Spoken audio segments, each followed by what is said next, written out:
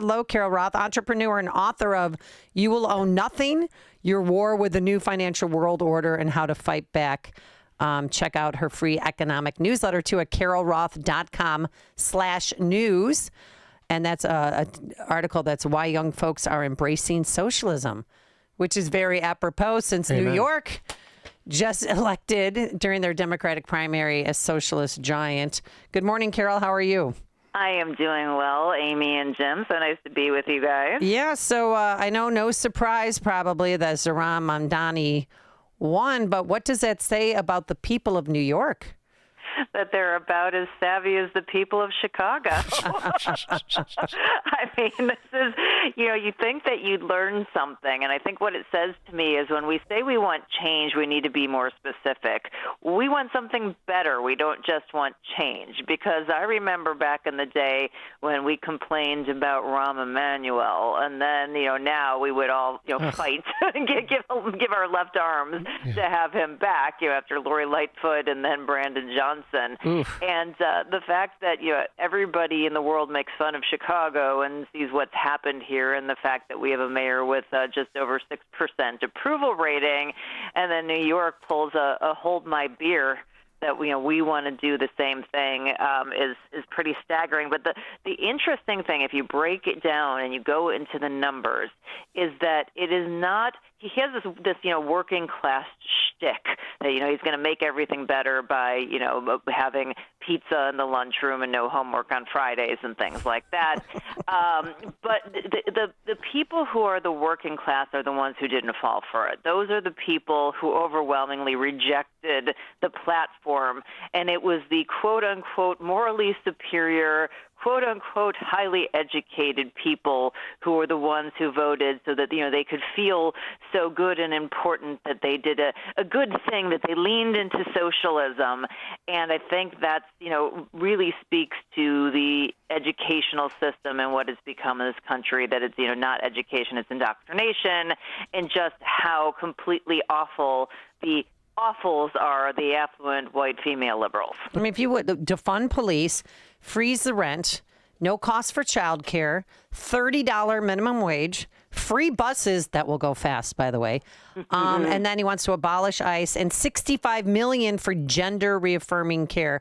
How the heck are they going to pay for all this? I mean, it sounds good if you're a socialist. Well, don't you know, Amy? I mean, money grows on trees, That's according to socialism. Modern monetary theory, right? Yeah, modern monetary theory. It's a magic money tree that it just money comes from everywhere. Oh, but the best part is that they want the billionaires to leave. They want to just drive them out of town, and so really it's going to come from everybody else who's living there and the people who actually do work, because capital, is able to take flight. And that's the thing that we've seen here in Chicago. Some of the people who were the highest paying taxpayers, the people who donated to causes, to some of the great advancements in the city are gone now. We don't have that money, and that means that everybody else is paying more. And so given the fact that we continue to have financially illiterate people who believe in unicorns and dreams and things like that, running cities and being in charge of multi-billion-dollar budgets, you get exactly what you would expect to get from somebody who's completely disconnected with reality. Well, what executive experience does he have to run the largest city in America? It's a $2 trillion budget. Yeah, I mean, none. He hasn't done really anything. And, that's the challenge. I'm not as concerned about lack of political experience, although we have seen when business people come in that it's sometimes difficult to navigate the political machine. But we have this problem that's rampant, throughout the country, in New York, in Chicago, in Congress, that when you think about a business that hires for a major position, a CEO, a CFO, people who are making these decisions, they go through resumes and experience, and they're getting people who've done this before and have proven track records. And we do the opposite. We have a popularity contest, and people go, oh, that person has a nice smile, and I like, he made a funny joke, or he's promising something, even though it's completely not realistic. And that's what's voted on. And the idea that these people get to make such important decisions. It would be one thing if they were just figureheads that went out and, held rallies and, kissed babies and shook hands. But the fact that they're actually making these decisions with no relevant experience, to me, it just says that we really need to examine our political process, our election process. We can't get better candidates to run. We have this capture where we can't get them elected. And, here in Chicago, with Brandon Johnson having that 6% approval rating, if nobody likes the job that he's doing, but these are the people that are getting voted for, it says to me something is fundamentally broken. I wonder, who the heck are those 6% of the people who say he's doing a good job, too? That seems kind of crazy to me. Which, by the way, we'll add before I ask the question is that not just the book You Will Own Nothing, but the book The War on Small Business. Those are both fantastic books. I've read them both, and I actually use them for references sometimes, and I go back to them. Thank you for writing those. They are both amazing. You mentioned socialism. Well, we were talking about socialism. And it has this cachet, like among the younger people, like it's some sort of ideological utopia. And you and I and people who are cursed with an economics background know it to be this just cruel, awful, unfair system that it is. The only way you can have absolute wealth equality is everyone has nothing. And by the way, if we want to institute socialism, I and Carol and you guys can work with me. We can be the people who take the stuff and dole it out. You can trust us. But the question is going to be is how do we get this education, the things that we know to be true, and why do kids like socialism? Is it taught in schools? Well, I mean, not in any meaningful way. There's this funny meme that's going around where it says socialism, is something that people think means being nice, and here's what socialism is really, and it's somebody shooting somebody in the back. Of course. And that's the reality. This is not even a joke. That throughout history, socialism and those regimes have killed people both directly and through starvation and whatnot. I always thought we should have a socialist exchange program. The best way to teach people about socialism to actually go live it. So we can take people who like socialism and send them to the many socialist countries and have them live, maybe like in North Korea or something for a while. And then we could take freedom-loving people who actually like American values and think this is a great country and want to be here, and we can import them here. And so I really think an exchange program would do a lot to change people's Well, we could do a minds. Socialism summer camp. Yeah, we could try that out. Yeah. This is the amount of food you're going to get a day. This is what you're going to have to do. This is where you're going to have to work. But I wanted to run this by you because we know he hasn't passed any legislation when he was a councilman in the Bronx, what have you. He's 33 years old. His wife is 27. He's from Uganda, lived a little in South Africa. Acts like he's poor. His dad's a professor at Columbia University. They've had university housing, so they haven't had to worry about paying rent or getting an apartment. But he's also a rapper, and I think he's plagiarizing Eminem here. This is a song that he sang, and that was played during his mother's directorial debut as a filmmaker for Disney. I love the very, I love the nice. Some me I hate, but I love spice. So by ACB, I scored him with a price. There's auto tracker in here.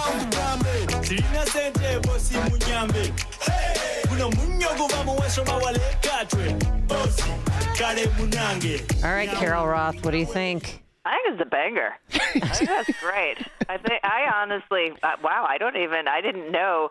So maybe he does have some hidden talents. I think that maybe he's just using politics as a stepping stone for a tour. Maybe he wants to go and really lean into. But that's good. I'm going to be singing that all day, guys. It's not bad. She's right. It's not bad. Yeah, but it's auto track. I mean, come on. Well, it's certainly auto track, but it has kind of a Middle Eastern-y feel to it, cultural thing, along with rap. I thought it was okay. He also changes his accent depending on who he talks to. I'll bash him in other ways. New Yorkers, more than they hate a politician they disagree with, they hate a politician they can't trust. On the subject of trust, you've adopted different speaking accents in different scenarios. But they go to their local bodega. Is there one that's real and one that's affected? What I would say is, as any immigrant knows, having been born in Kampala, Uganda, and then raised in South Africa and moving here when I'm 7 years old, is there are different parts of my life. A worldwide tour is a worldwide tour is a worldwide tour. Mamdani was talking about a worldwide press tour back when he was a rapper. Bring the flavor to the fish, bring the flavor to the rice. In a Disney movie directed by his mother. nepotism and hard work goes a long way. Here in New York City, this is how I speak. And his mom helped him direct his campaign videos, which aired in New York, which made him look cool, approachable, friendly. Like, oh, this is something refreshing, something young, since, we're still processing Biden and what a disaster he was and what a cover-up that was. Well, it's funny, what they call code switching, right? When you switch the accent kind of based on the audience, that's something that's like throughout the Democratic Party. They love to do that. We've seen AOC do that. We've seen Hillary Clinton do that. We saw Kamala do that. Like, I feel like when you go into Democratic politician training, they like teach you. It's like you go through, different accents. You get like a vocal coach, and you get to learn, like, hey, right. If you're in this audience, this is what you get to project. But yeah, it's funny. Everyone thinks he looks so cool. The first thing when I saw a poster of him, I actually thought he looked a little bit like Hans Gruber from Die Hard. I don't know. He gave me that kind of like villain vibe. Like, okay, I'm here, and we're going to shoot up the Christmas party and try and take all of the money, and then all of a sudden John McClane's going to show up, and there's going to be a big battle. I don't know. He just gave me that. That was the first thing that I saw. But yes, there is this love of people who are good looking and youthful, and again, it's this popularity over competency that really just isn't working out super well for us. Yeah, but it keeps getting worse though too. Like we point this out, and we forgot to mention Joe Biden with he's going to put y'all back in chains. He adopted the voice too, which was embarrassing. And then Hillary Clinton, I ain't nose way tired. Remember that? With her hot sauce in her purse. And the hot sauce in her purse. I carry an EpiPen, and she carries hot sauce. It's true. But then you think about like a year ago, because Trump just wrapped up, NATO summit at The Hague. Who's your daddy? And a year ago, Biden, remember he was there and he was wandering around, and the prime minister of Italy had to gather him. Yeah. And then he was sick, and then he did the awful debate.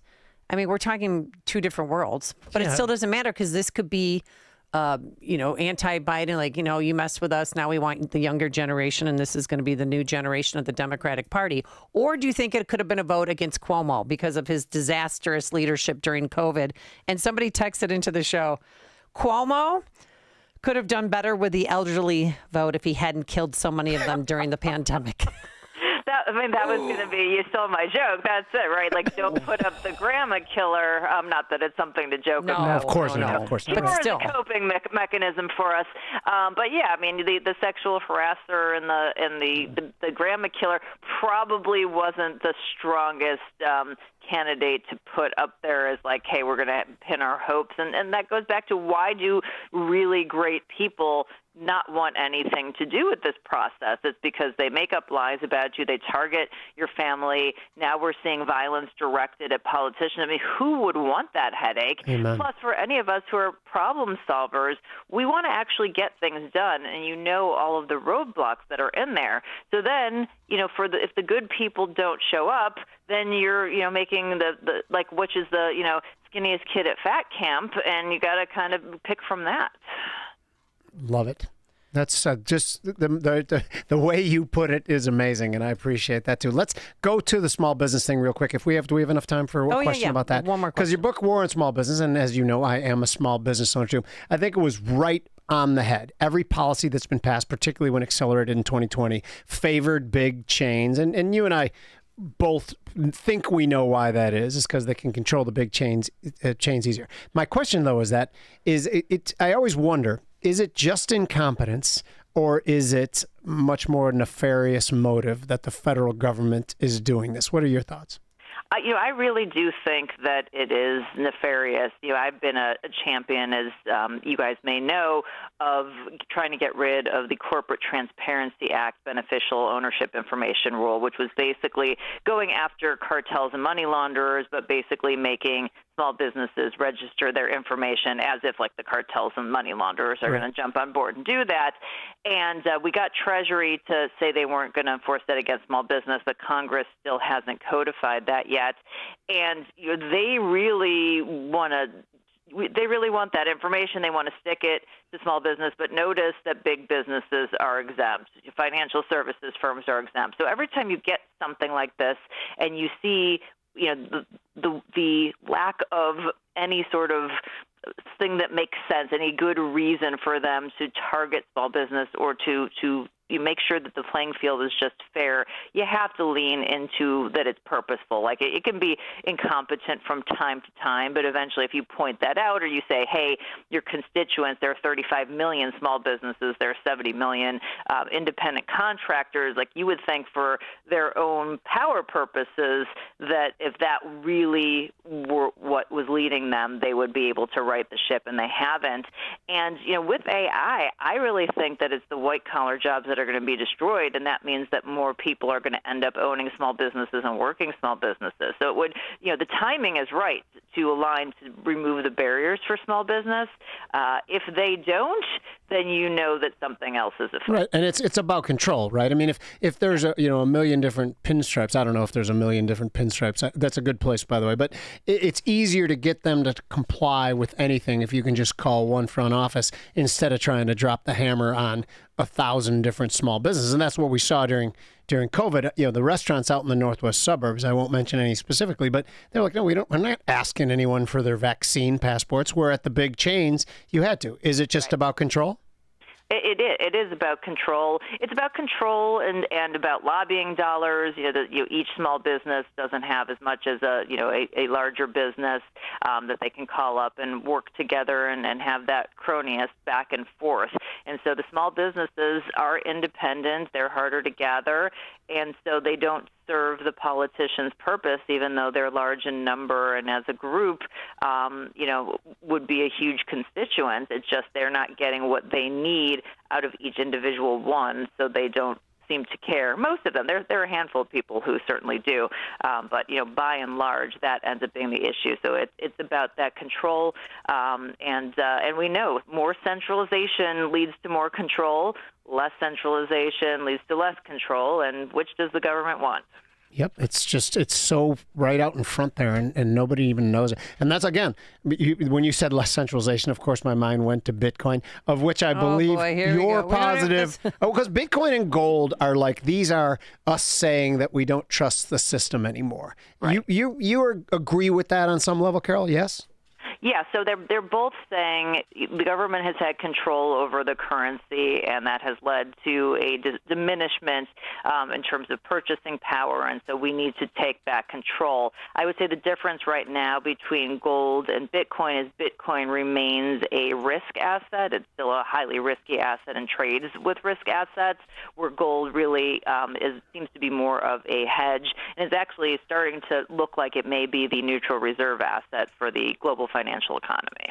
Love it. All right. We're going to have to leave it there for today. Carol Roth, always a pleasure having you on the show. You can follow her on X at Carol J.S. Roth. And thank you so much for joining us. We appreciate it. Thanks, Carol. Always good to be with you guys.